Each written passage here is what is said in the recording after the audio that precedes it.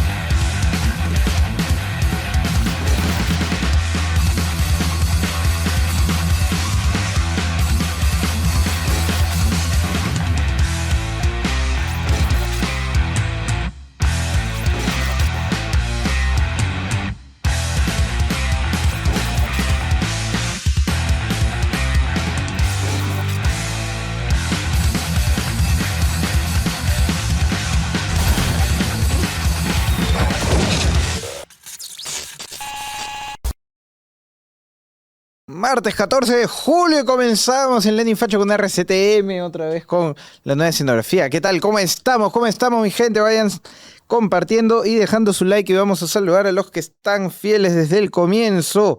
A ver, ¿quién está por ahí? Arthur, ¿qué tal? Hermano Pelao, el JN, Dios Luz Verde, a Rafael López Aliaga.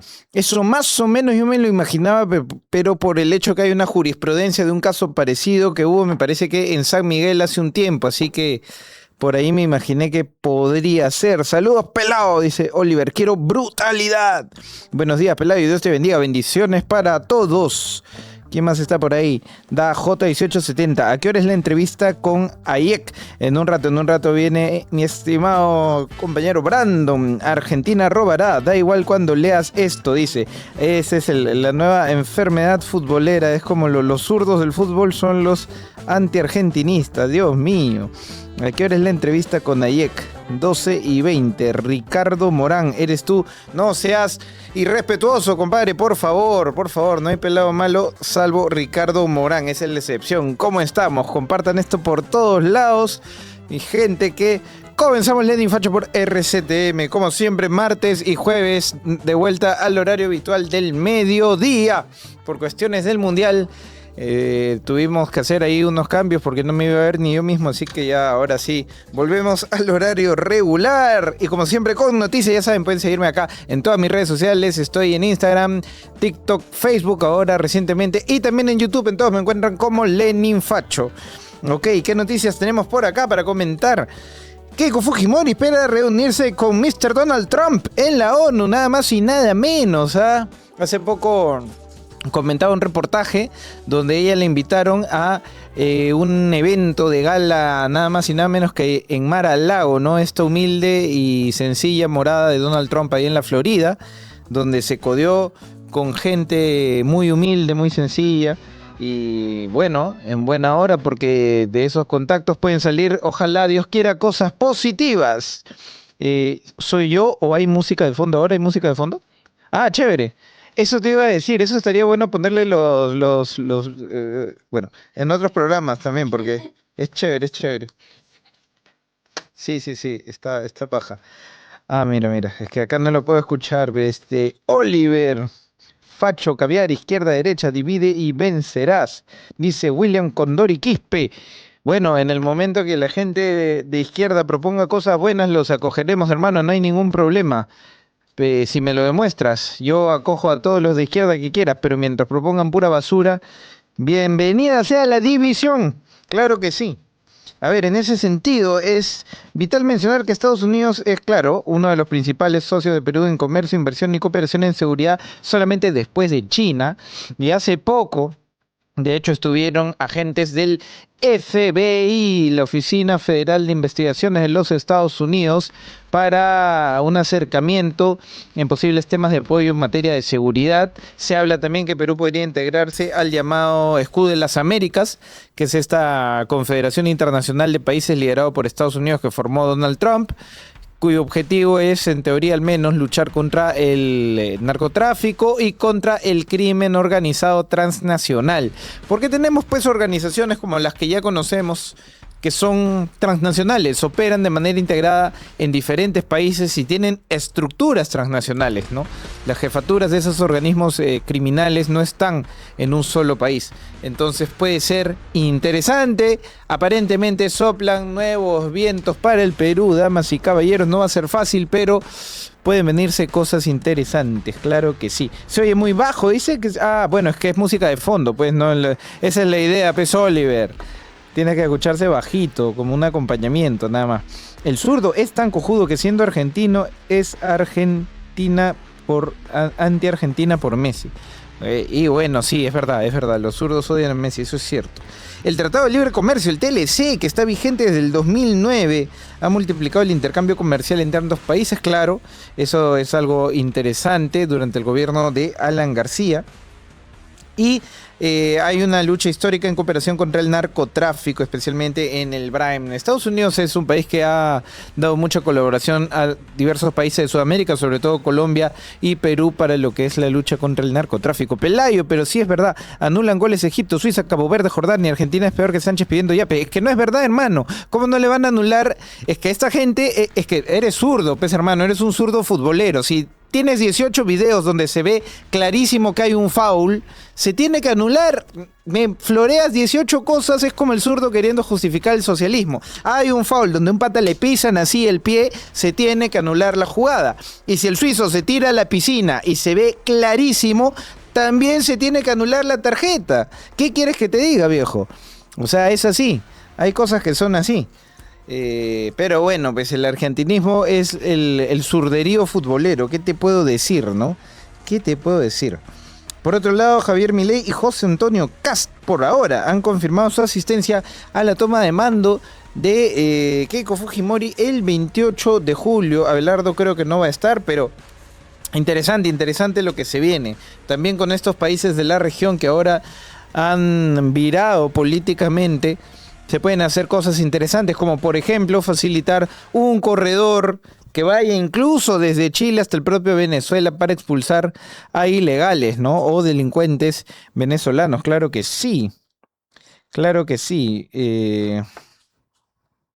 Alguien de... ¿Qué dice? No, bueno, no leí, creo que me lo borraron el comentario. Bueno, Keiko también presentó su estrategia contra la delincuencia. ¿Eh? Eso incluye la construcción de 4 nuevos penales. Tengo entendido que uno de ellos, por lo menos de máxima seguridad.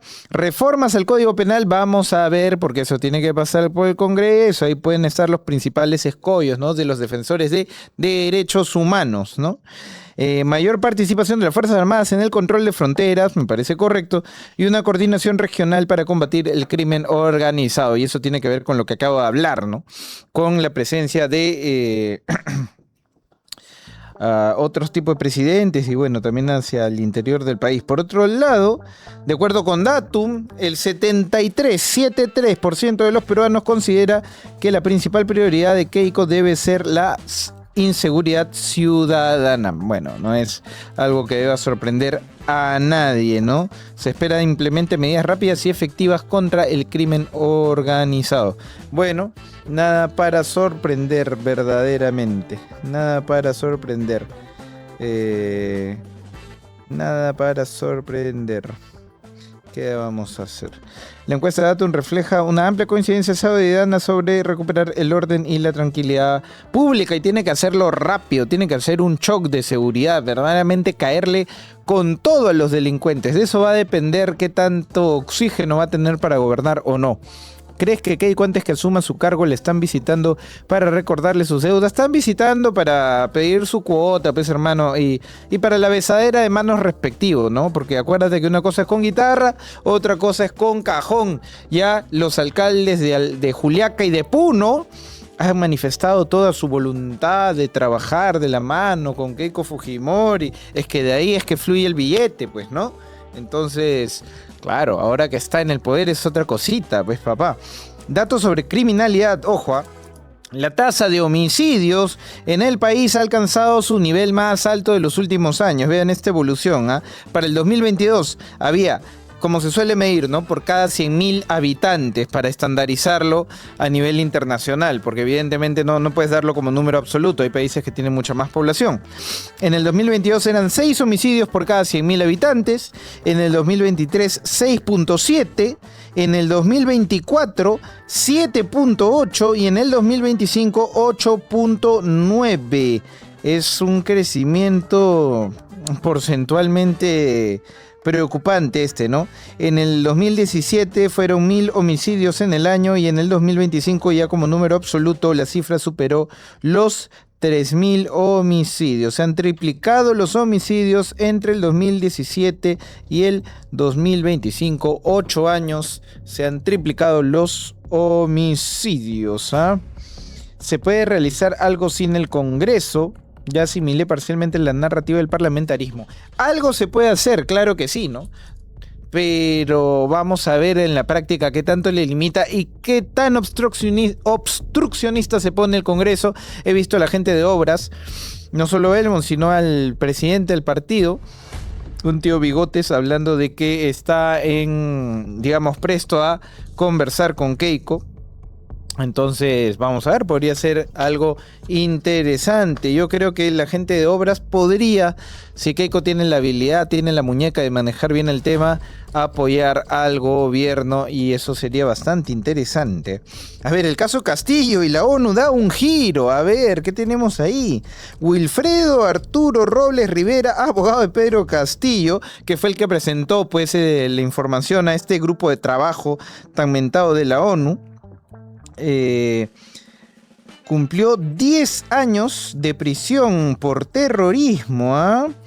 Los indican como el camarada Aldo, quien además ha estado vinculado a Movadef y quien en una entrevista con Nicolás Lucar no fue de ninguna manera capaz de condenar la figura de Abimael Guzmán. Ya eso les dice todo, ¿no? Y qué raro que un terruco, alguien que ha estado en la cárcel por terrorista, asuma la defensa de Pedro Castillo y esté en eventos donde se ven las banderas de Juntos por el Menú, ¿no?, de JP. Qué raro, porque siempre nos han dicho que nada que ver, que eso es terruqueo, ¿no? Terruqueo de los limeños y bla, bla, bla. Qué raro, debe ser una extraña coincidencia. Yo supongo que sí, claro que sí. Claro que sí. A ver, nuevas reglas en el Congreso. El Congreso aprobó modificaciones. Que este cabezón se cae. Ahí está. Aprobó modificaciones en su reglamento para endurecer las restricciones al transfugismo, limitando que congresistas abandonen sus bancadas para formar nuevos grupos parlamentarios. Los congresistas que renuncien, sean expulsados o abandonen su bancada no podrán formar una nueva bancada. Tampoco podrán integrar otra bancada ya existente. Y los no agrupados perderán beneficios políticos y administrativos que tienen las bancadas reconocidas. Bueno, vamos a ver. El TC determinó que solo el Poder Ejecutivo puede proponer como regla general nuevas iniciativas que generen gasto público. Esto también lo he visto. Es interesante, creo que siempre debió ser así, pero este cambio de opiniones ciertamente se presta pues para suspicacias, ¿no? Se presta para que diga, como Keiko ahora está en el poder. De hecho, yo lo escuché así literalmente. Quieren devolverle la iniciativa de gasto solamente a Keiko, pero antes, como no estaba en el Ejecutivo, sí podía hacerlo el Congreso fujimorista, ¿no? Y en realidad se presta, pues abren la puerta para que puedan decir este tipo de cosas, este tipo de narrativas, instalar estas narrativas, ¿no? Nunca debió aprobarse que el Congreso tenga iniciativa de gasto, porque no es una institución ejecutiva, no es una institución que ejecute acciones de gasto. Eso está reservado al Ejecutivo y siempre debió ser así. Era en buena hora que el TC ha corregido, pero esas idas y vueltas se prestan a suspicacias, ¿no? leyes limitadas, incrementos generales de remuneraciones, creación de nuevos bonos, nuevas pensiones, programas sociales, creación de nuevas entidades públicas con gasto permanente. Nada de esto se va a poder hacer desde el Congreso y en buena hora, porque hay que poner un alto a la farra fiscal que desde el Congreso de alguna manera se estaba promoviendo, y eso no es nada positivo. Dice, por favor, pueden bajar el volumen del fondo musical. Ay, ay, ay, la gente pide que esté más alto, pide que esté más bajo, pero bueno, hoy día tenemos un invitado que de repente lo conocen ahí en las redes sociales. Sí, sí, ya acabé. Se trata de Brandon Pérez, egresado de Economía y es creador de contenido en TikTok. Su cuenta es Academia, Investigación y Economía Crítica AIEC. Por ahí que lo habrán visto. Brandon Pérez nos visita el día de hoy para conversar de diversos temitas. Vayan compartiendo. ¿Cuántos likes hay acá? ¿Cuántos likes hay? 22 likes y somos casi 50 conectados, así que por favor a darle al botoncito de like y a compartir esto por todos lados. ¿A qué hora sale el invitado? Con la musiquita está toda. ¿Qué tal? ¿Qué tal? Brandon, ¿cómo estamos? ¿Qué tal?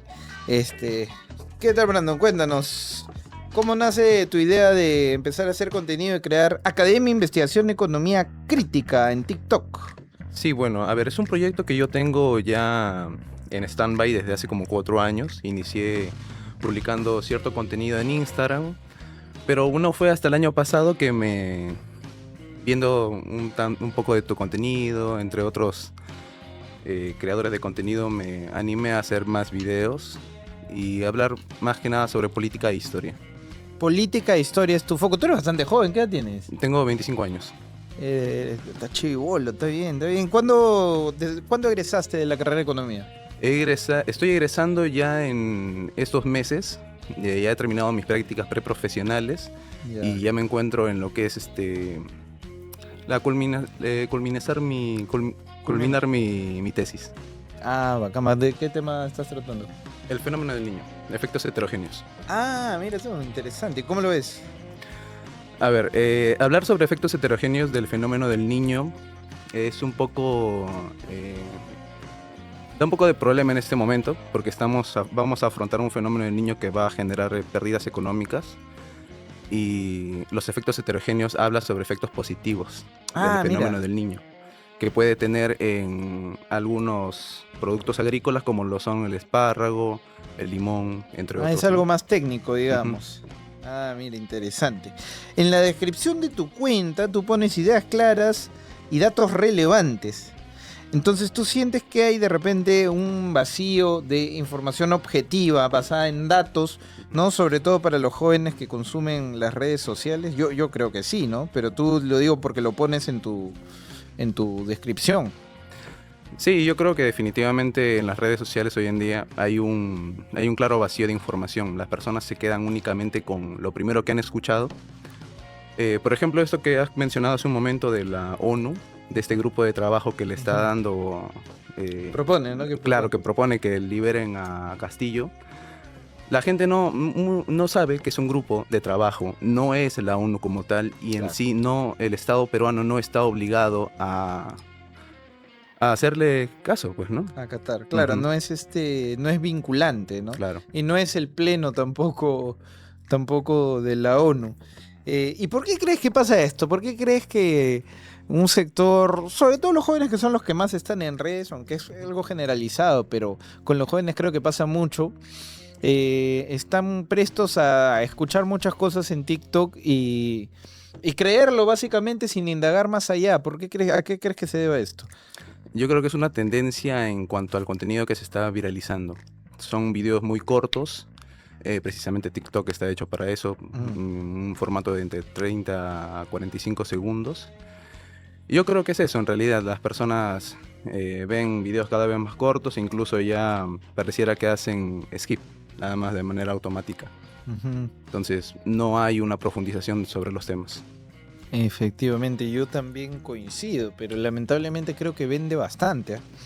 Te he visto hablar sobre temas de terrorismo bastante.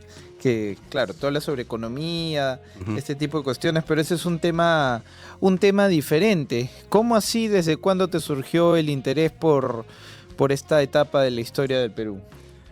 Bueno, a ver, a lo largo de mi vida me he encontrado con personas tanto que rechazan tajantemente lo que ocurrió en los 80 y 90, rechazan tajantemente a esos grupos subversivos, los terroristas, y no hay, no hay mucha información al respecto de eso en redes sociales, y es por eso que yo me animé a hacer un poco más de contenido de historia. Porque hay videos largos, hay documentales sobre lo que fue el terrorismo de Lucanamarca, de Soras, de lo mismo que ocurrió en la selva con los Asháninkas. Claro. Y bueno, me pareciera que hacía falta que se encuentre en TikTok. Sí, ciertamente. Y yo no sé, a ti en el colegio no te deben haber enseñado este tipo de cosas, por lo menos no en profundidad, ¿o sí? La verdad que el conocimiento que yo tenía hasta el colegio era únicamente por comentarios de mis familiares.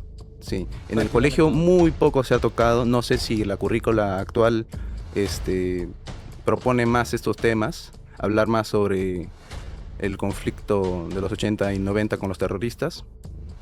Pero no, al menos yo de un profesor hasta la universidad recién he tenido alguien que me ha hablado directamente sobre eso. ¿Y te habló con objetividad o...? Sí, fue un curso en el que nos propusimos hacer un informe de todo, de todos los casos, tanto las víctimas por parte de los terroristas como las víctimas por parte del Estado y los comités de autodefensa. Claro. Ujú. Claro, ciertamente, porque hay mucha gente que ignora que hay muchas personas que pertenecieron a los comités de autodefensas que están también procesadas por casos de excesos en derechos humanos, ¿no? Porque nunca se toca, no es parte de la narrativa que venda. Ujú. Am, sí, ciertamente eso es algo que no se ha tocado y yo creo que la currícula escolar debería ser reformada totalmente. Hasta donde tengo entendido no se enseña todavía, al menos no como debería en los colegios, y creo que es lo más importante que debería enseñarse en la historia de los colegios, ¿no? O sea, hasta ahora les estás enseñando cosas de mitos de Manco Cápac, Mamaogyo, perdóname, ¿no? Y estos temas que son tan relevantes de la historia reciente, que deberían conocerlos para que las nuevas generaciones no le crean a futuros embusteros, no se enseñan, ¿no? Y en ese sentido saludo que digamos, te hayas atrevido a hablar del tema. ¿Tú crees que se ha Muchas gracias. contado mal la historia sobre el terrorismo a las generaciones más jóvenes? Yo creo que es un tema muy politizado. Está muy tergiversada también la historia, como la cuentan algunos sectores políticos que hemos permitido que lleguen al Congreso en estos últimos y bueno, en el de Castillo también hubieron unos cuantos. Entonces, sí, yo creo que ha habido cierta tergiversación y ensañamiento con las fuerzas del orden, que son el ejército, la policía. Sí, es correcto, es correcto. Eso se está tratando recién de corregir con estas nuevas leyes, pero ya vemos que tienen una resistencia, ¿no? De parte de ciertos sectores, lamentablemente. Vamos a ver al final qué ocurre, ¿no? Pero debería prevalecer. Am, ¿Hay una memoria selectiva en las nuevas generaciones? ¿Tú crees que la gente de tu generación realmente conoce de estos temas? ¿No le interesan? ¿Y los que le interesan, crees que tienen una visión sesgada? ¿Qué es lo que has podido Ujú. ver? Sobre todo en tu generación, ¿no? Claro, en mi generación tengo que admitir que hay personas, hay jóvenes muy sesgados que se han quedado únicamente con lo que los medios informan sobre los casos del Estado, los abusos que hizo el Estado. Pero le quitan peso e incluso llegan a relativizar lo que hicieron los terroristas. O sea, no podemos olvidar que el 54% de las víctimas en este periodo del 80 hasta el 2000, que son 20 años, el 54% de las víctimas fue de Sendero Luminoso. Entonces, hay bastante que aclararle a las personas ahí. Pareciera que únicamente se ensañan con el Estado. Sí, ¿tú creerías que se ha tratado como de invertir este rol de buenos y malos? Sí, a ver, ya en realidad desde los 60, con las guerrillas, ya viene una relativización de este enfoque de guerrillas, ¿no? En la sierra, en la selva. Entonces, se les trata más como luchadores sociales a los terroristas. Mm. No se les nombra como tal la palabra terroristas, criminales, asesinos. No, no hay en mi generación al menos mucho. Sí, es verdad, desde esa década empezamos. Recordemos que Velasco indultó a varios de estos criminales, ¿no? Efectivamente. Claro, claro, y si hablamos de indultos, Toledo. Amnistió, en realidad, Claro. creo que amnistió a varios de estos. Claro, y Toledo con me parece que más de 5.000 indultos, si mal no recuerdo. ¿Tú crees que hay nivel de infiltración de ideologías comunistas, incluso afines al terrorismo, a nivel de espacios universitarios y políticos? Políticos, bueno, ya me has dicho, ¿no? Pero a nivel de espacios universitarios, ¿cómo lo ves?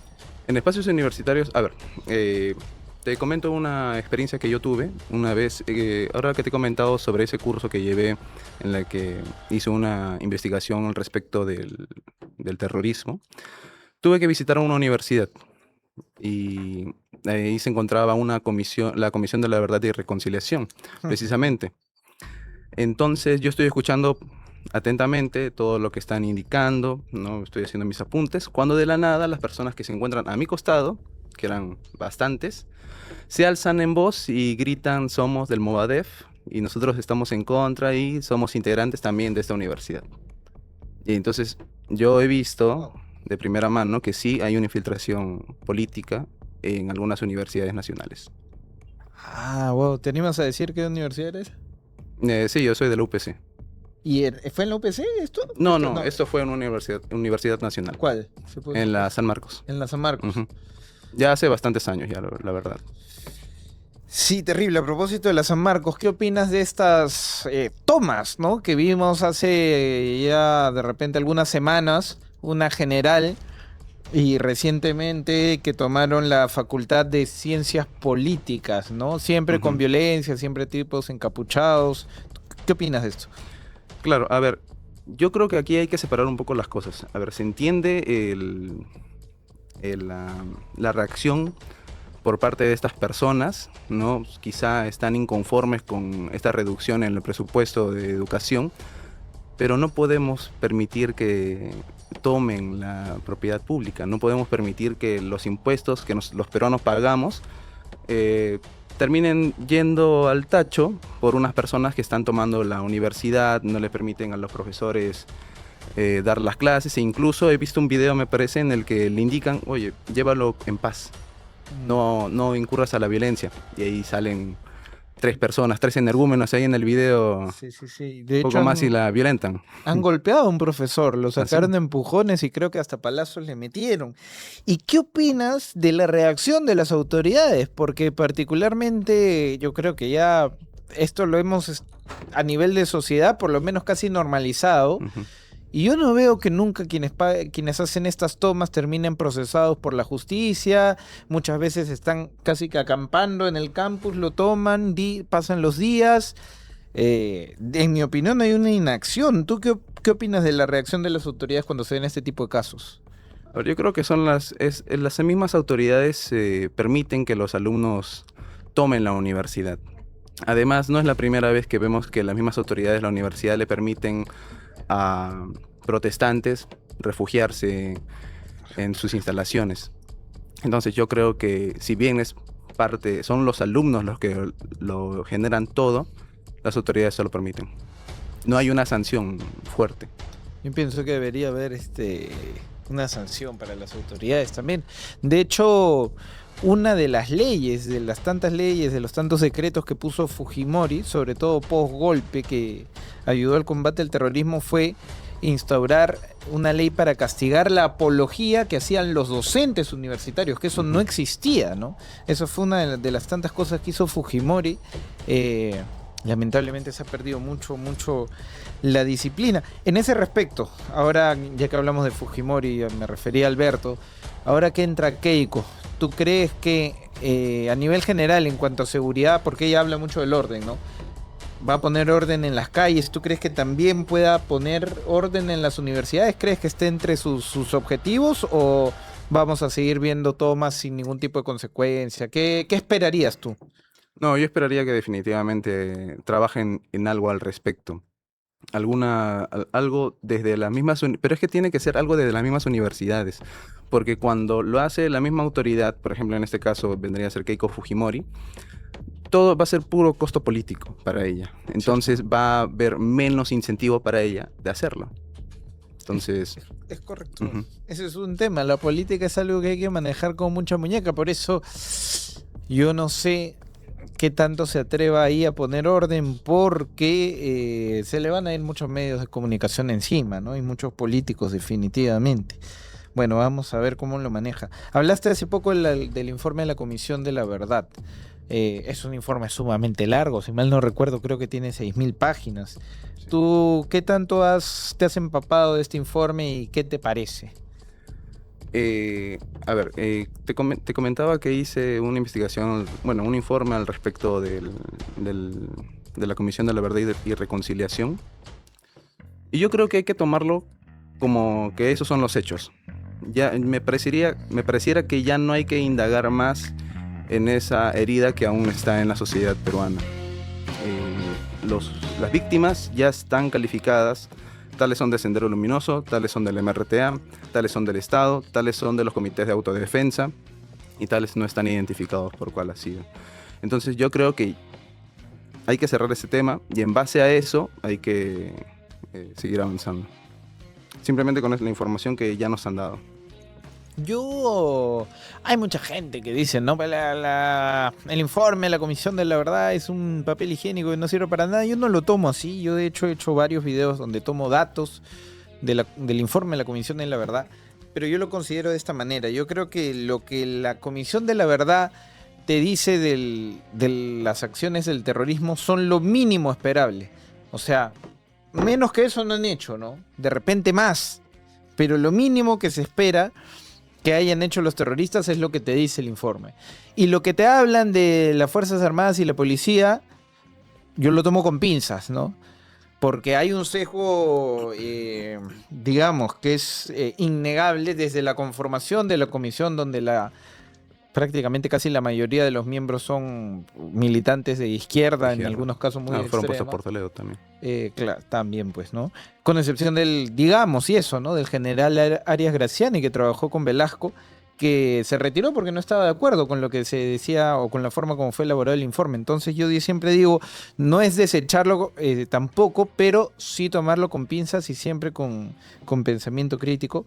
Y hay un temita, ¿no? Por ejemplo, tú lo ves en las conclusiones, donde se habla, las Fuerzas Armadas cometieron crímenes de lesa humanidad.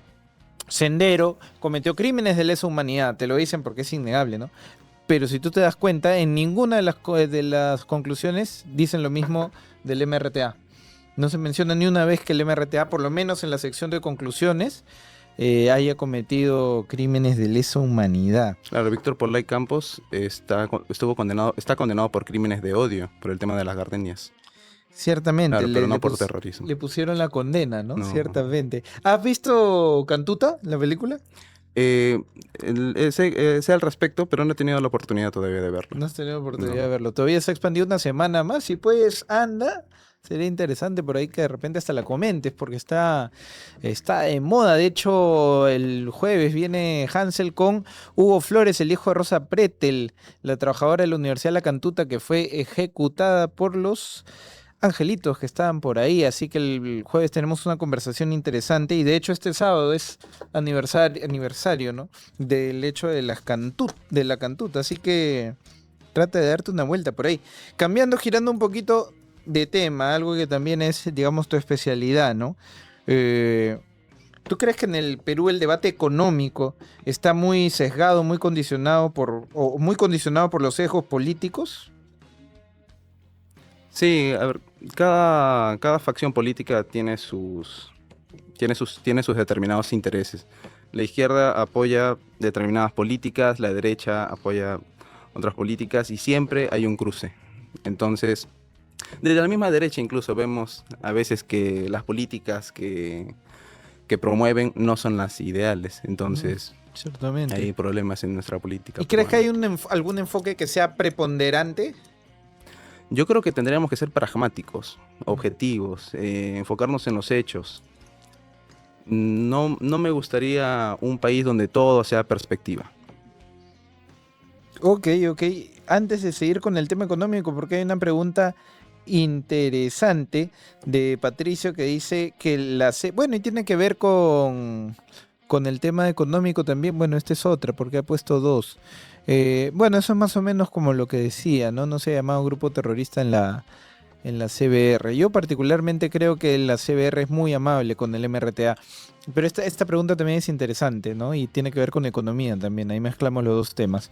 Otra pregunta. En la CBR, en la Comisión de la Verdad y la Reconciliación, también se menciona que la pobreza fue una causa para que Sendero Luminoso entrara en la sierra. ¿Eso es verdad? ¿Tú qué consideras? ¿Tú qué crees? Yo vendría a decir de que el tema de las guerrillas tienen bastante acogida en la sierra, en la selva, desde los 60, desde la época de Velasco. Desde ahí es que inicia, incluso tenemos entendido que luego, en la época de Alan García, ya hicieron sus primeros amotinamientos, pero las guerrillas ya vienen desde los 60, y estas guerrillas pedían desyanquización del Estado, pedía más empresas públicas.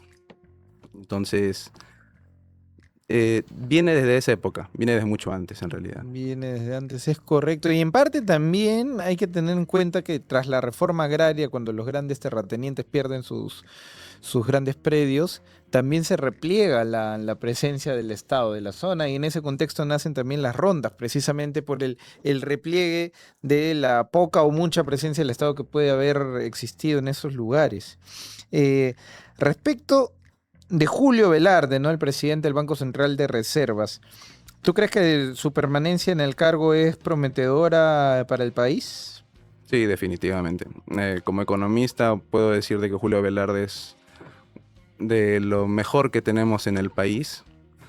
Si pudiese quedarse mucho más sería bueno. Pero con él hemos tenido una política monetaria muy buena. Hemos tenido más de 20 meses en el rango meta. Actualmente, por el momento, no, dado el fenómeno del niño que estamos viviendo. Pero pasado eso, yo veo que sí, va a tener una buena gestión, Julio Velarde. Hay quienes califican al PCR como una isla de eficiencia, ¿no? Es decir, en un estado que tiene tantas instituciones, que para mi gusto es elefantiásico, y donde es sabido por todos que las instituciones funcionan mal, que son hiperburocráticas, lentas, ineficientes en la ejecución del gasto, etcétera, etcétera, corruptas. ¿A qué crees que se deba que el BCR sea una isla precisamente, no un lunar, algo que funcione tan bien dentro de tanta ineficiencia en el Estado? ¿Por qué crees que sea eso? ¿A qué se debe? Un día leí una entrevista de Julio Velarde e indicaba que el presupuesto que estaba dirigido al BCR no había incrementado en los últimos 30 años.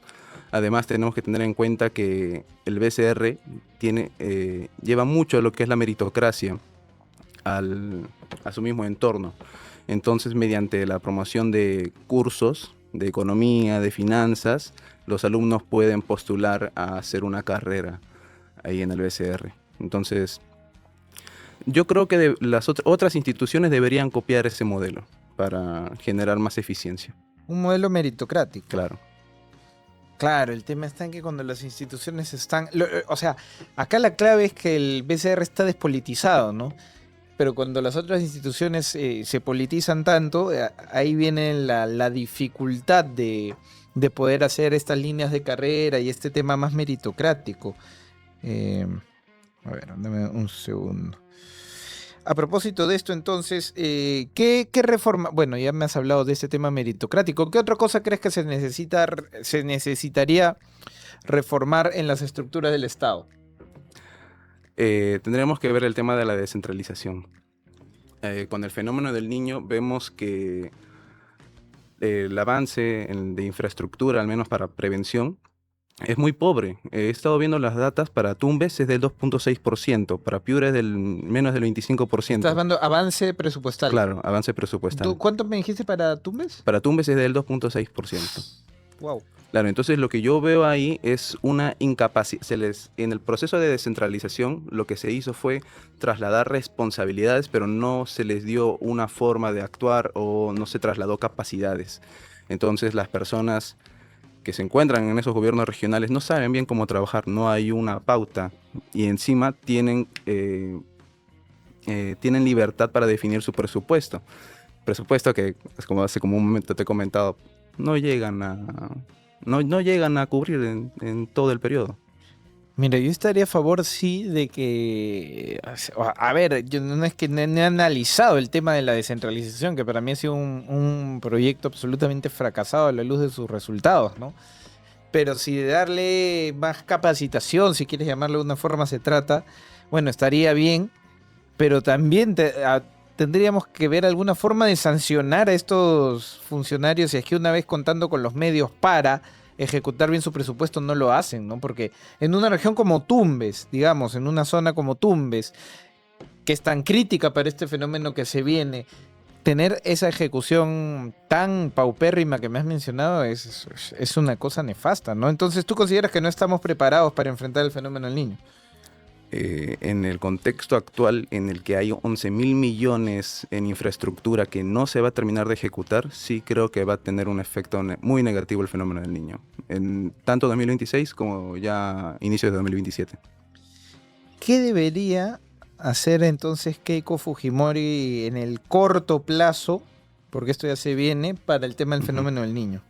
En el corto plazo, bueno, como ya me parece haber leído, está pidiendo facultades legislativas una vez inicie su gobierno, y bueno, con eso ya, bueno, eso sumado a decretos de urgencia, imagino que van a tener que mejorar la prevención en todas estas zonas, por lo general, más que nada en la zona norte del país, Tumbes, Piura, La Libertad, Lambayeque. Vamos a ver, ojalá de verdad que tenga esto bastante mapeado, ¿no? William Condori Quispe dice, ¿creen que ustedes que el Perú debería industrializar más? Este es un tema con el que los sectores de izquierda insisten bastante, ¿no? La industrialización. ¿Qué crees que debería hacer el país para fomentar la industrialización? A ver, en cuanto a, por ejemplo, eso de la de industrialización que está comentando, el Estado no puede meterse en la industrialización, porque ya tenemos el caso de Brasil, en el que se generó un sobrecosto que no se cubrió hasta más de 20, 30 años en adelante. Entonces yo lo que creo que el Estado lo que tiene que hacer es permitir que se construya infraestructura adecuada para que las mismas empresas vean mejores oportunidades de invertir en otros lados. Esa es la forma de industrializar el país, darle oportunidades a las personas de invertir correctamente su dinero. Ok. En términos generales, ¿cuáles son las oportunidades y digamos, los escollos, las barreras a vencer en cuanto a temas de economía, ¿no? ¿Qué se debería hacer en general para el manejo económico en el país, en el corto, mediano, largo plazo? A ver, en el corto plazo, la política monetaria yo imagino que se va a mantener estable en los próximos años. Lo que vendría a ver es por parte del Ejecutivo. Yo opino que se debería haber una liberalización de la economía. Ajá. Se debería desburocratizar el Estado y darle mayor oportunidades a las personas de que decidan sobre su vida. Yo también opino eso, pero eso también hay que saber ser muy inteligente para manejarlo, porque desburocratizar el Estado también tiene un costo político, porque la burocratización que tenemos de la economía implica que hay muchas manos que no solamente reciben un sueldo en el medio de todas las transacciones económicas que hay, sino que también reciben coimas, ¿no? Porque Claro. los procedimientos burocráticos son para eso, para que quieren agilizarte el trámite, entonces pagas por debajo de la mesa y te sale el trámite un poco más rápido, entre muchas cosas, ¿no? Entonces, sí, desburocratizar es importante, creo, pero hay que saber cómo hacerlo, porque puede también tener un costo político. Todo lo que hay que hacer en este país, lamentablemente, implica un costo político, ¿no? Que espero que Keiko sepa cómo manejar. Y en ese sentido, ¿tú qué esperarías de Keiko en materia económica, por ejemplo? ¿Tú tienes buenas expectativas? ¿Qué crees que va a ser, cuál crees que va a ser su enfoque? A ver, ella es una derecha social. Entonces, lo que yo he visto, lo que he podido ver en su plan de gobierno es que tiene diversos planes sociales para implementar en estos años. En cuanto a lo económico, yo imagino que vamos a estar estables. No van a haber piruetas como yo creo que hubiese habido con, por ejemplo, Roberto Sánchez. No van a haber esos experimentos económicos. ¿Pero tú ves una mejora de la situación económica? Yo también creo que a nivel monetario, que ahí hay mucho del BCR, definitivamente, vamos a ver estabilidad. Pero tú esperas una aceleración en el crecimiento que ha estado muy bajo los últimos años. Sí, con estas políticas que te comento, sí vendría a haber una aceleración en el PBI. Ojalá, yo creo que sí. ¿Qué consejo tú le darías, hermano, a los jóvenes que te estén viendo de tu edad o menores? ¿Qué les dirías? No se dejen llevar por una opinión que han escuchado una sola vez. Revisen la información, capacítense y lean bastante. Es lo que les diría, porque informarse no debería ser algo tan raro, ¿no? En la época actual en la que, por ejemplo, tenemos la inteligencia artificial para hacer muchas cosas, yo creo que los jóvenes deberían estar más capacitados. ¿Y por qué crees que hay esa...? Es decir, en las épocas en donde es más fácil acceder a la información, hay por otro lado un desinterés o una resistencia. ¿Por qué? ¿Por qué crees que es así? Eso ya viene con el tema de la cultura. Ya. Los jóvenes de acá, de unos años a hoy en día, ya vienen muy desinteresados con el tema de la política, con el tema de indicadores económicos. Yo he visto más que nada bastante aversión con el tema de la política. Bastantes de mis compañeros... ¿Desinterés? Sí, desinterés por completo. Sí, yo también coincido, ¿no?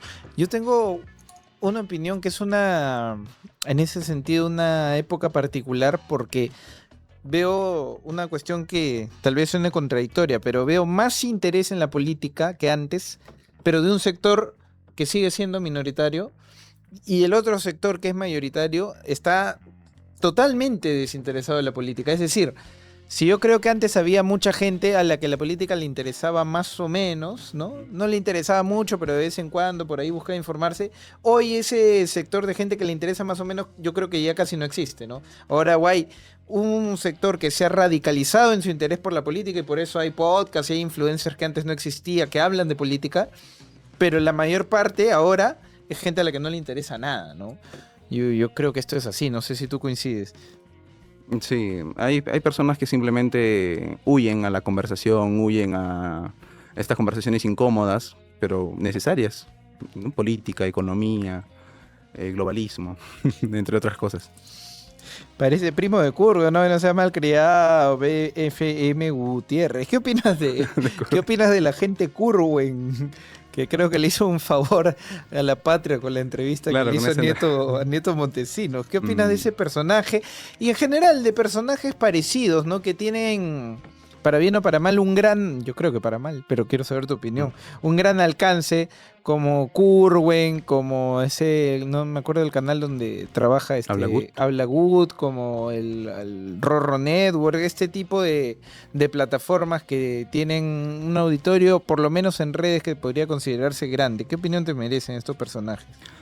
Yo creo que son muy sensacionalistas, son muy tendenciosos, son precisamente esos que te comentaba que dejan una pequeña información al inicio y en base a eso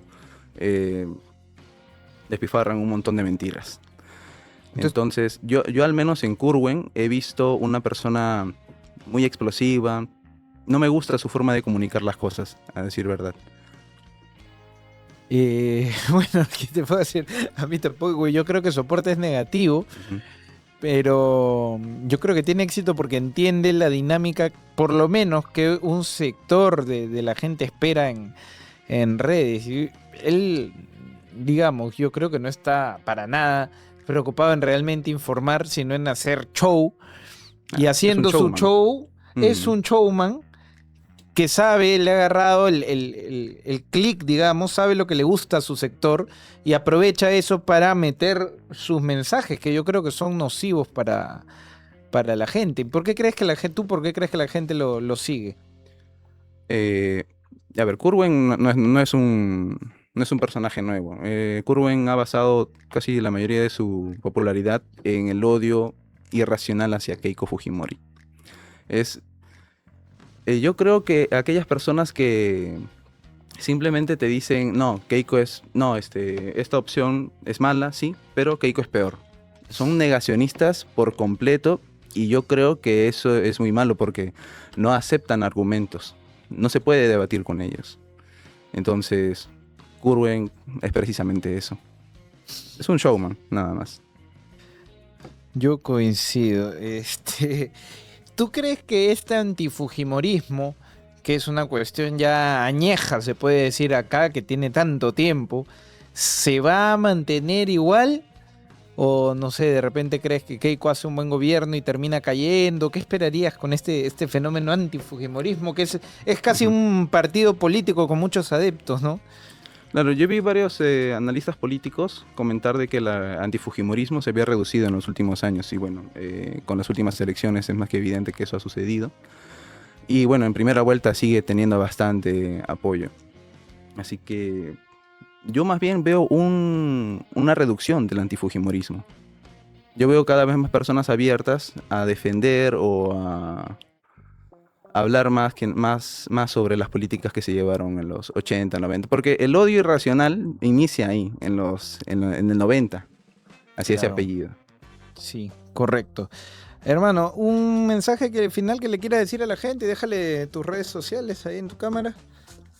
Sí, a ver, mi nombre es Brandon Pérez, soy creador de AYEC.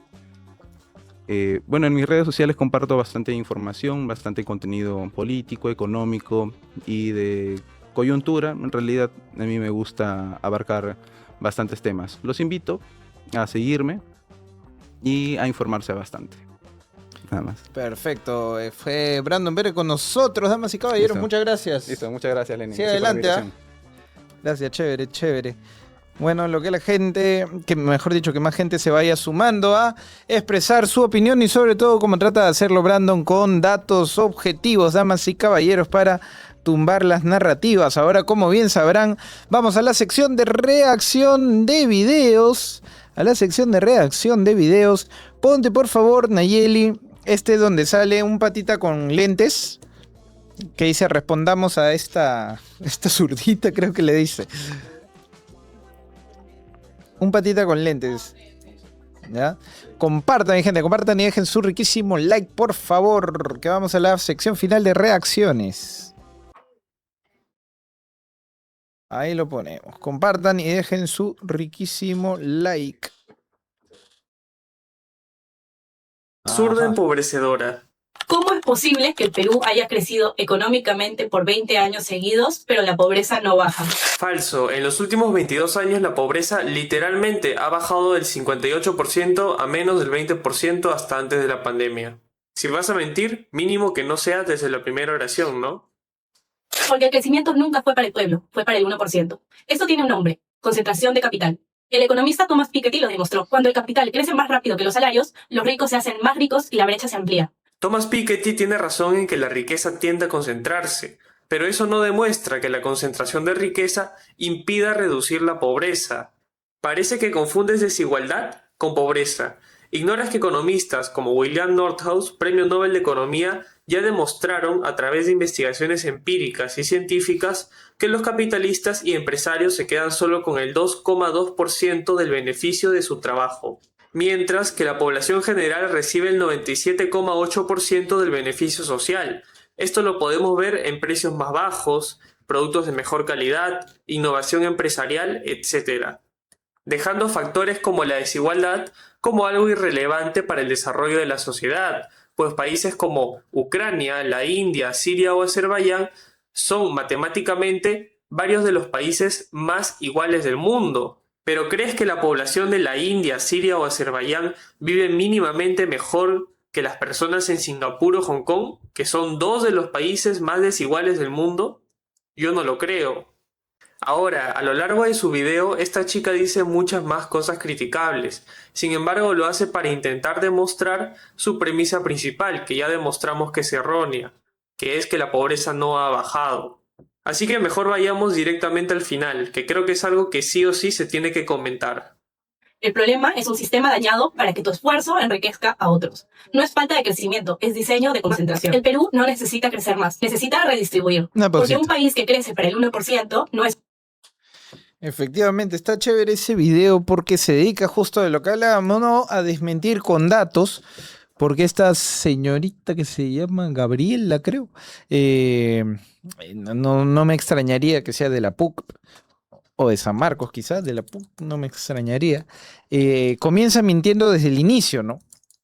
Y lamentablemente este tipo de videos a veces se viralizan y como era justo lo que hablábamos, ¿no? Gente que lamentablemente no tiene pensamiento crítico, se cree lo primero que escucha y no hace su propia investigación, porque no hay que indagar demasiado para darte cuenta que es falso, ¿no? Efectivamente, la pobreza ha tenido una caída espectacular, sobre todo, y eso se vio claramente con el gobierno más a la derecha, si cabe el término, que hemos tenido en los últimos 25 años, que ha sido el gobierno de Alan García, donde más de 5 millones de personas salieron de la pobreza, ¿no? Otra cosa que está diciendo que es una tontería, que no deberíamos buscar el crecimiento, sino redistribuir, que es una palabrita que le encanta a esta gente.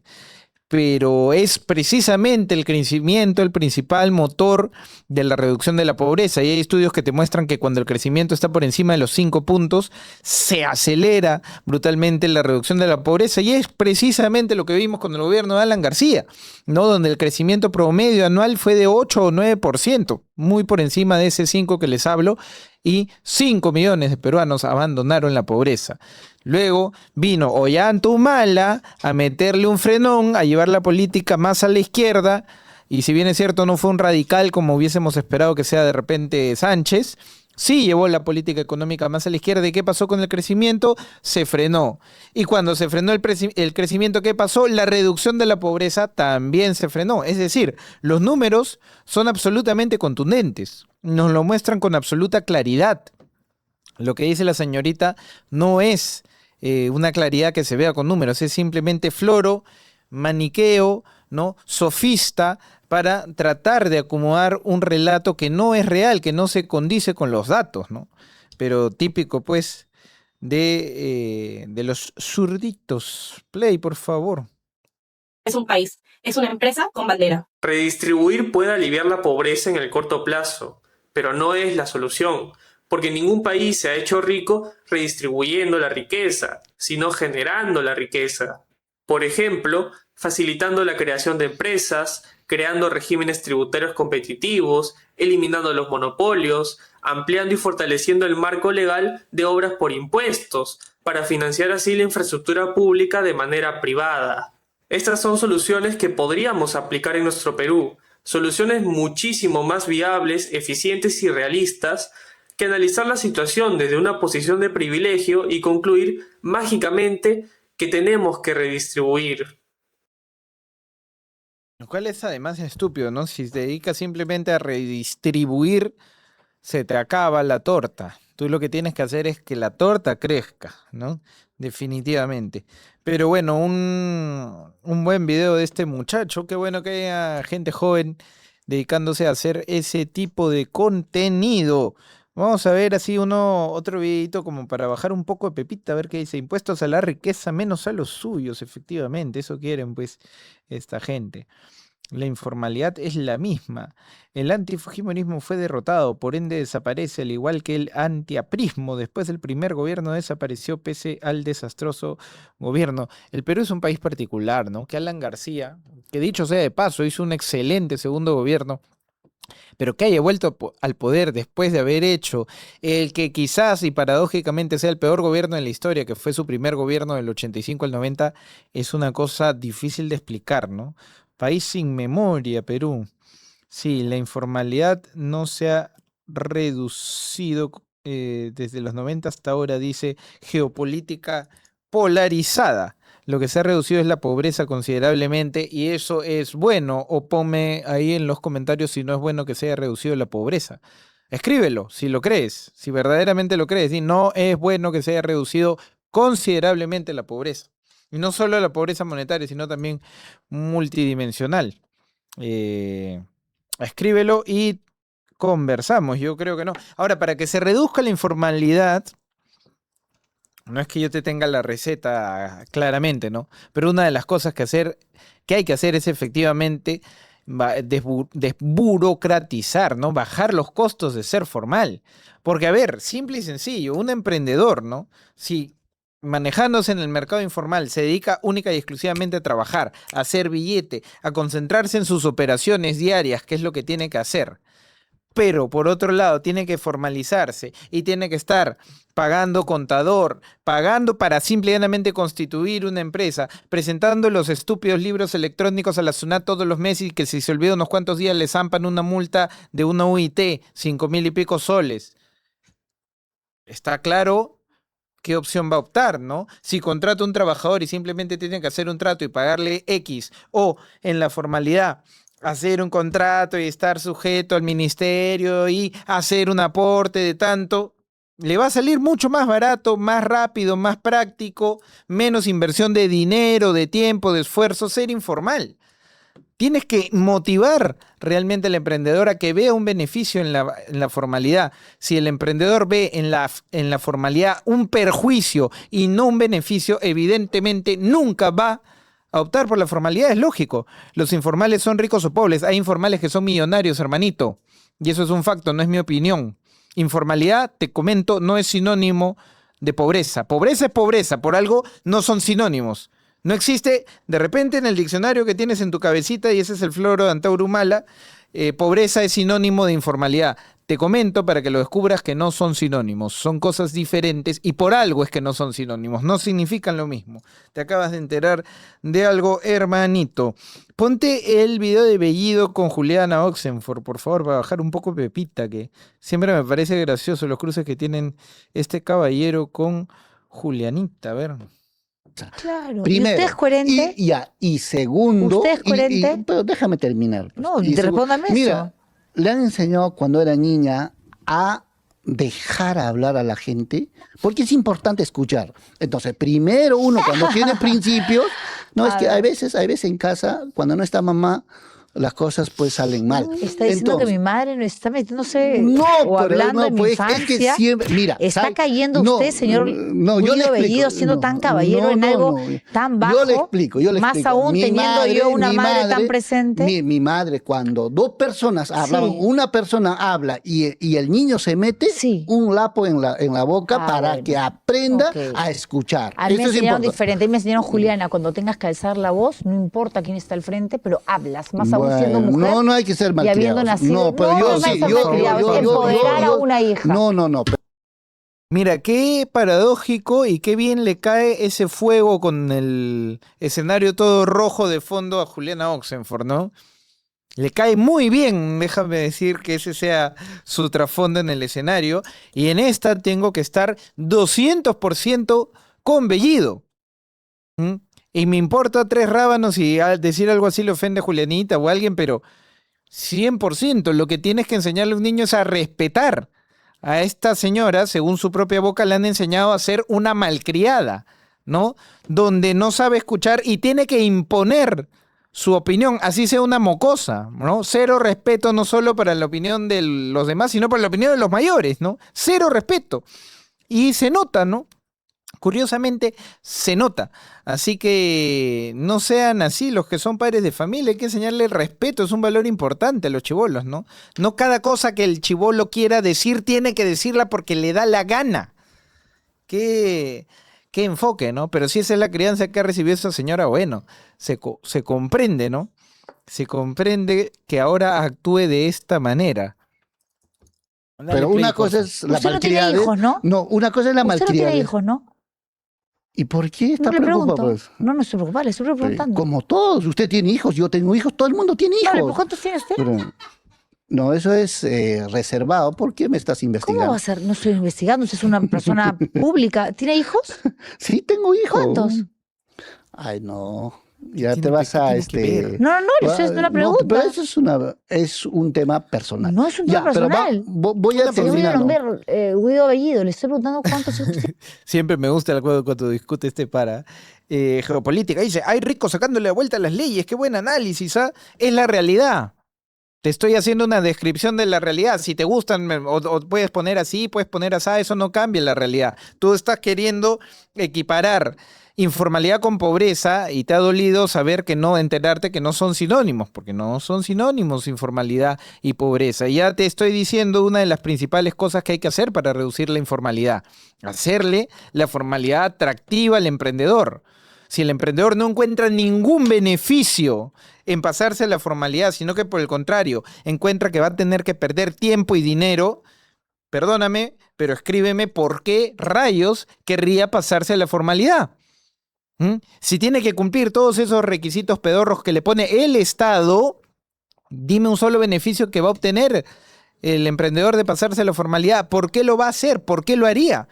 100 veces va a preferir seguir en la informalidad, donde no tiene que perder ni ese tiempo ni en ese dinero cumpliendo los requisitos burocráticos del Estado. Te gustará más, te gustará menos, pero es así, ¿no?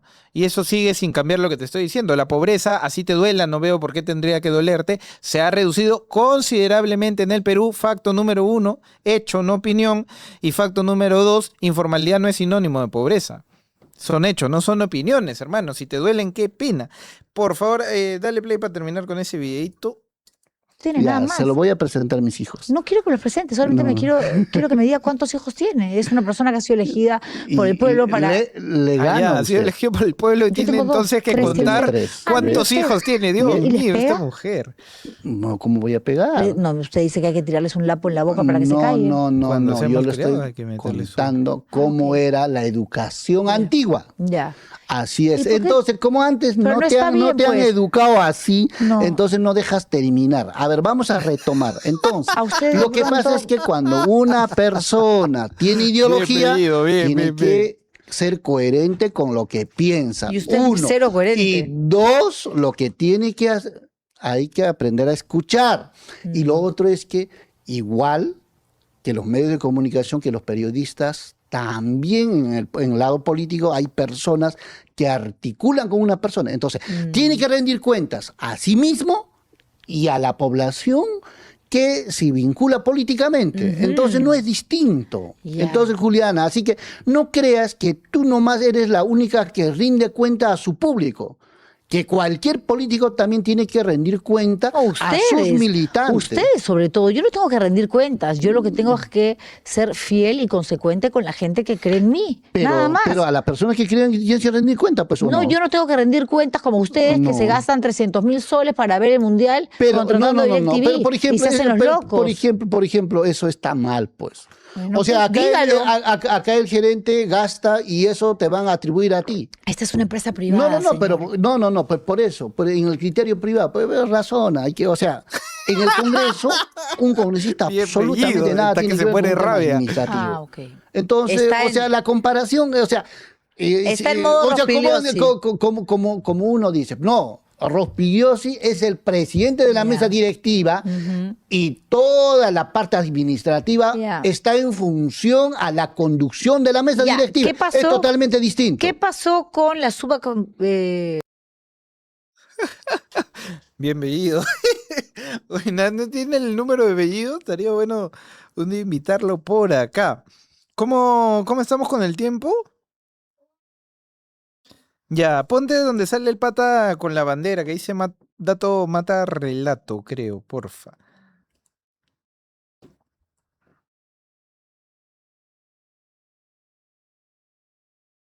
Ya, no te preocupes. Y si lo tienes más a mano, también hay un video de Pedro Castillo en el penal. Ya, ponlo por acá, porfa. A ver. Y si en puedes nuestro poner país, volumen. en el Perú, a diferencia de la época, estamos a puertas de una época de oro en nuestro país, en el Perú. A diferencia de la época del guano, del caucho, de la anchoveta y de cualquier otro momento económico que hayamos estado bien, ahora están conjugando varias cosas. Esa es una gran diferencia. Profe, explíquenos un poquito más. Empezamos por aquí. Hub aéreo. Una de las razones por las que no podemos crecer en turismo era porque nuestro principal aeropuerto, el antiguo Jorge Chávez, no daba para más. Tenía capacidad de 15 millones de pasajeros anuales. Y estábamos en nuestros mejores momentos en 22 millones de pasajeros anuales. El nuevo Jorge Chávez tiene una capacidad para 40 millones de pasajeros anuales. Y sí la tienes clara, ¿no? Perú tiene un sitio privilegiado en Sudamérica para vuelos de trabajo, por ejemplo, empresas regionales. Perú es el mejor lugar para concentrarse, pues, porque está cerca de Ecuador, está cerca de Colombia, está cerca de Venezuela, está cerca de Brasil, está cerca de Bolivia, está cerca de Chile, está cerca... ¡Céntrico! Por eso con el nuevo Jorge Chávez y algunos otros aeropuertos nos volvemos un hub aéreo regional. Y sobre todo, 80% del comercio mundial marítimo se da en esta zona, ahí mismo, donde está Perú. Nuevo megapuerto de Chacay. No te concentres en los chinos un ratito. Mira el Perú primero. Y no solo eso, unas ampliaciones enormes en el puerto del Callao. Han crecido sobre el mar. El Callao. Entre esos dos puntos nos volvemos un hub portuario de Sudamérica P, porque la misma lógica, como estamos en un sitio tan privilegiado, somos la puerta de entrada pues de todo Sudamérica, con el monstruo asiático y con el monstruo gringo, que estamos tan avanzados en esta posible nueva era de oro que el CIMA, Servicios Industriales de la Marina, se ha puesto a trabajar para ser el único taller de todo este lado de la costa oeste de Sudamérica, para poder atender a todos esos barcos pues, que van por acá. Actualmente el CIMA tiene un dique de un poco menos de 200 metros. Actualmente el CIMA repara y construye embarcaciones navales. Pero ese CIMA se ha puesto ambicioso, pues, y está buscando crear un dique de 400. El CIMA, Servicio Industrial de la Marina de Guerra, es una de las pocas entidades también eficientes y que trabaja muy bien, y dicho sea de paso, bastante interesante porque efectivamente, ¿no? La ubicación que tiene el Perú es bastante estratégica, está al centro de todo, no solo de toda la región, sino para atender al mercado asiático, el mercado gringo. Es una ubicación privilegiada, eso es una puerta de oportunidad espectacular que puede llevarnos para arriba literalmente, y pensar que todo ese enorme potencial se podía echar absolutamente a perder, ir al basurero directamente, ¿sí? O estuvo a punto de echarse a perder por 49.000, 50.000 votos, ¿no? Pero China es malo, no sé quién dice eso, hermanito. Yo no soy imbécil de decir China es malo, China es bueno, no, con los chinos. Claro que hay que hacer negocio con los chinos. A mí, háblame de lo que digo yo, no lo que digan otros. Hay que hacer negocios con los chinos, con los gringos, hay que hacer negocios con quien le convenga al Perú. Hay que ser pragmáticos, sobre todo en geopolítica. En política, sobre todo internacional, las ideologías importan cero. Tienes que hacer negocios con los chinos, con los rusos, con los gringos, con quien sea que pueda representar un beneficio para tu país. Eso hay que tenerlo absolutamente claro.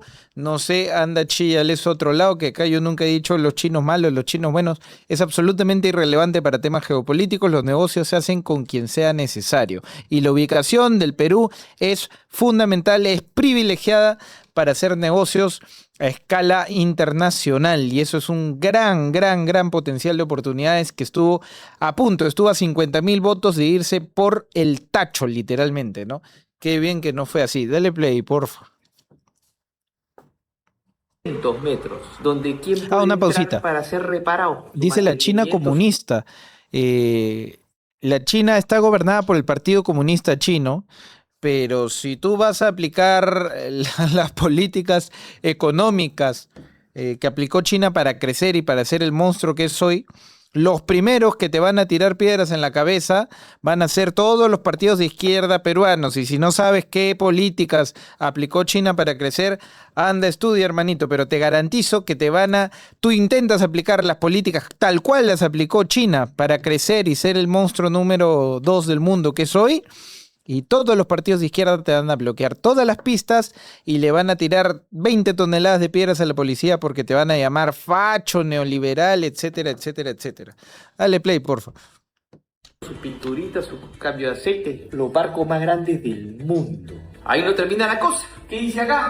SEMAN, Servicio de Mantenimiento Aeronáutico. Actualmente y por hace años, el SEMAN ya viene reparando los Boeings. Enteritos los reparan. Inclusive son especialistas en una de las partes más complejas de los aviones, que es el tren de aterrizaje. Esto que golpea cada vez que baja. En eso son especialistas. Y también se ha puesto ambicioso. Está buscando construir hangares donde no solamente entre un superavión, sino que entren más de 10 para trabajar en simultáneo. Y no solo eso. Pero, ¿qué dice acá? ¿Qué dice acá? Autopista central. Sí, no se está planeando hacer una carretera. El término correcto es autopista. 4 carriles, 2 y 2. Casi 200 kilómetros de largo. 36 túneles va a tener eso.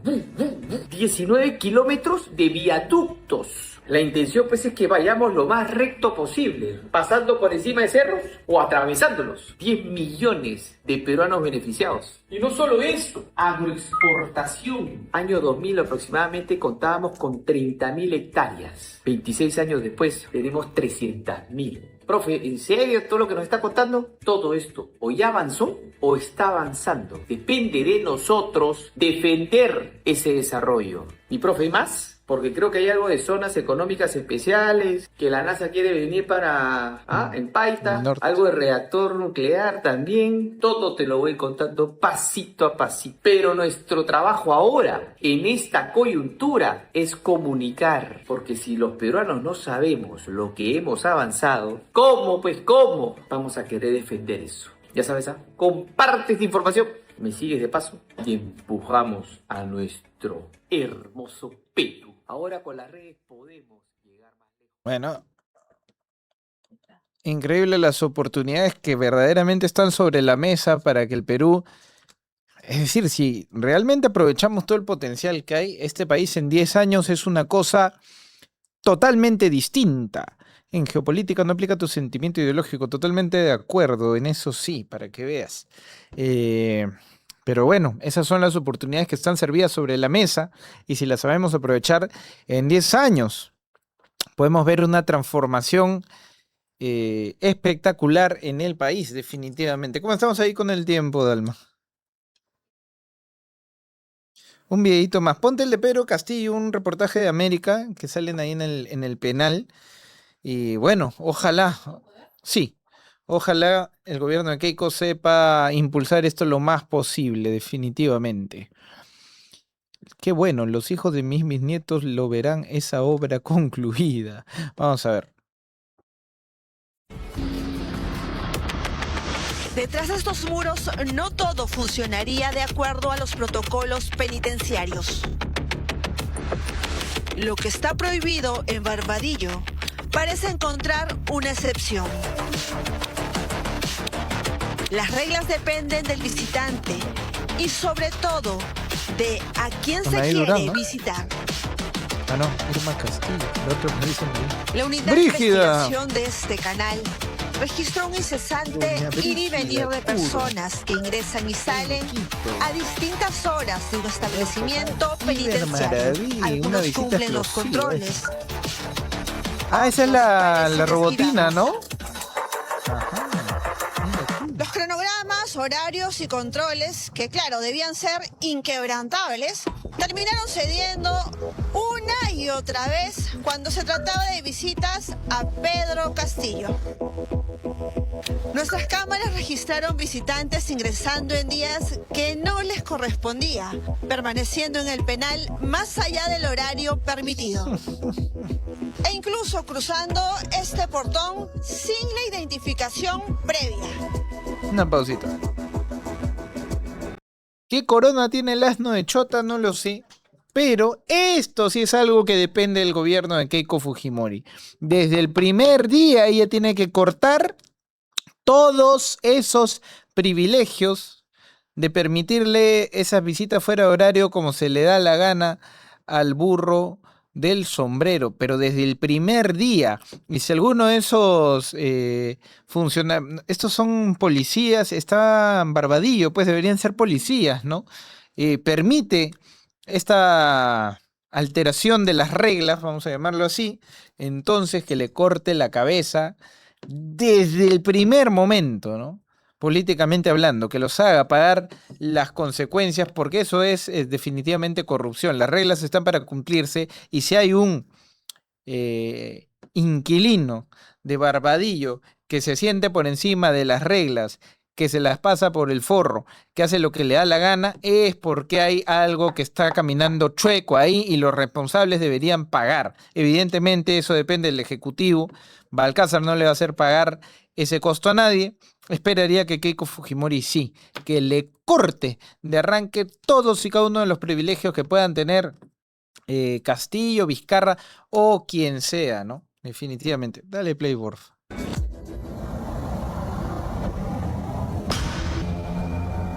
Era sábado 6 de junio. Víctor Vallejos Tinoco, quien se hace llamar el presidente de las rondas urbanas, baja de este auto negro. Día reservado para las visitas de mujeres. Pero este hombre, quien se hace llamar el presidente de las rondas urbanas, cruzó la puerta principal del penal de Barbadillo sin dificultades, sin que alguien lo detenga por su ingreso irregular. Si uno roba 1 o 2 celulares, por reincidencia lo mandan preso. Sí, pues, imagínense, aquí hay 1 o 2 celulares. Y las cárceles en el Perú están llenas de gente muchas veces inocente, gente que ha robado tal vez por necesidad. En Barbadillo, cada expresidente interno tiene días de visita asignados para evitar cruces entre ellos. Los miércoles y sábados son los únicos días autorizados para que Pedro Castillo pueda recibir visita de mujeres.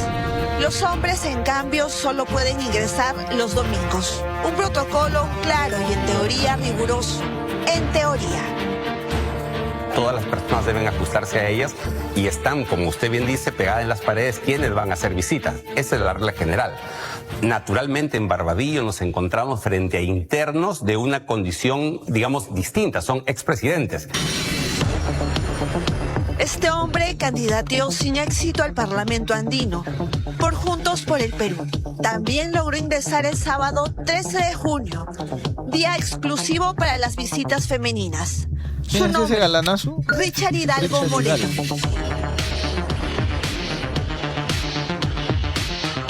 Días después, otro hombre fue registrado saliendo del penal, también en una fecha destinada para mujeres. Dunker Wilfredo Hilario Ayala, personaje cercano al entorno de Castillo.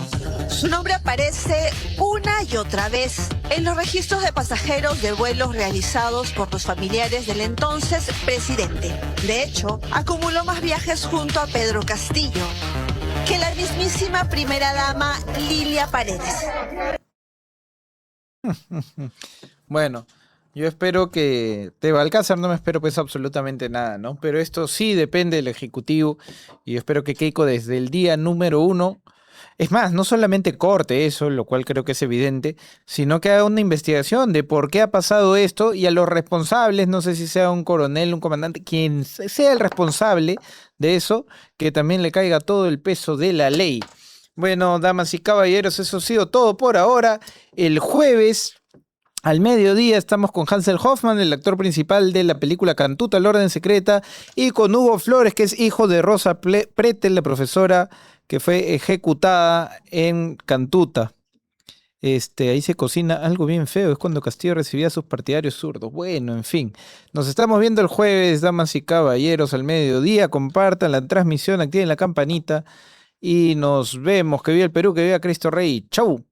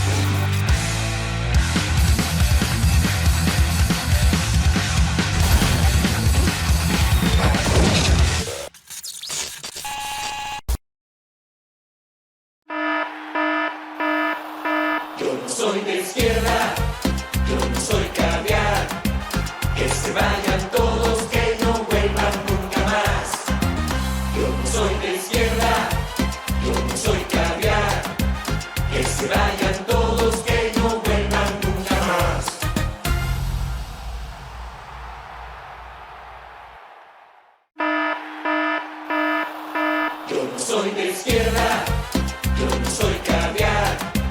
Que se vayan todos, que no vuelvan nunca más. Yo no soy de izquierda, yo no soy caviar. Que se vayan todos, que no vuelvan nunca más.